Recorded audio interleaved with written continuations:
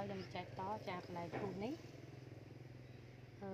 រូបមន្តគឺ2លេខកន្លះអត់ឲ្យយកខ្លីជាងហ្នឹងឬក៏ដូចជាហ្នឹងទេចានេះ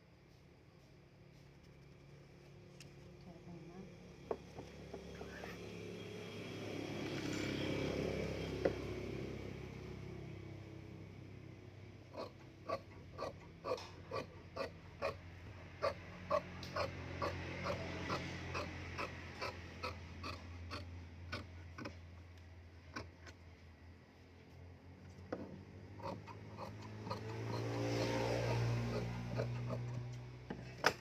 សម្រងជាសាថ្មីសម្រង92ខោ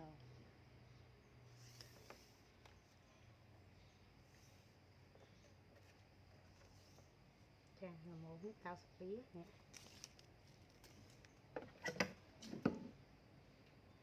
ខាងជើងខាងក្រោមយើងកាត់អត់ឲ្យកដោបយើងកាត់ឲ្យញែកជាងតិចកុំឲ្យយើងបាត់ទៅវាតឹង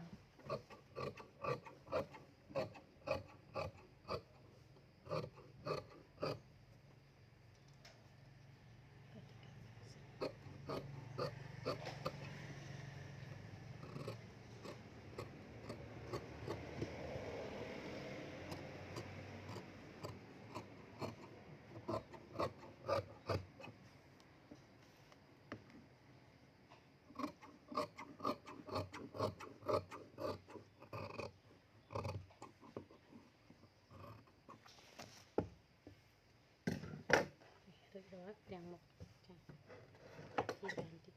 តាមក្លែក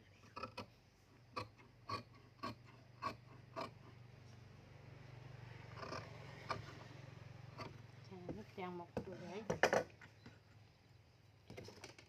យ៉ាងផ្ដានមកទុកស្រួលដេចាហៅប៉ាដូចគ្នាផ្ដានមកផ្ដានដល់ប៉ាទៅផ្ទាំងម្ខាងទៀតពេលដេទៅស្រួលយ៉ាងមានគំនុះនោះណាមកនោះពេលនេះថ្ងៃទឹកដេយើងទៅផ្ទះយ៉ាងស្រួលពេលដេយើងទុកថ្ងៃប៉ុណ្ណឹង